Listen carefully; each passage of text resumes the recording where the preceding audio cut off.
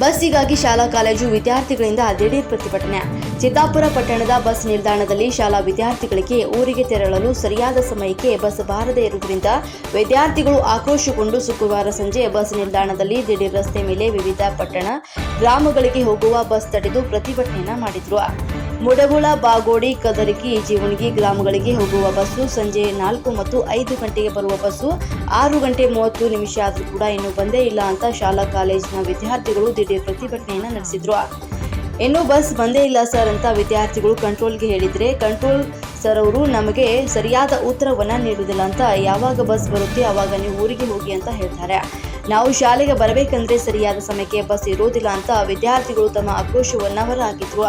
ಸ್ಥಳಕ್ಕೆ ಭೇಟಿ ನೀಡಿದ PSI ಶ್ರೀಶೈಲ್ ನಂಬಾಟಿ ಕೂಡಲೇ ಸಾರಿಗೆ ಘಟಕದ ವ್ಯವಸ್ಥಾಪಕರಿಗೆ ಕರೆ ಮಾಡಿ ಬಸ್ ವ್ಯವಸ್ಥೆ ಮಾಡಿಸಿ ವಿದ್ಯಾರ್ಥಿಗಳಿಗೆ ಅವರ ಗ್ರಾಮಗಳಿಗೆ ಹೋಗಲು ಅನುಕೂಲವನ್ನ ಮಾಡಿದ್ರು.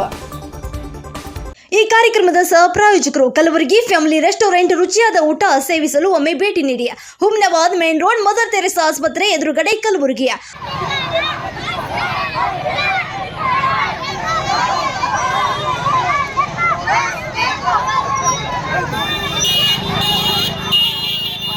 गाड़ी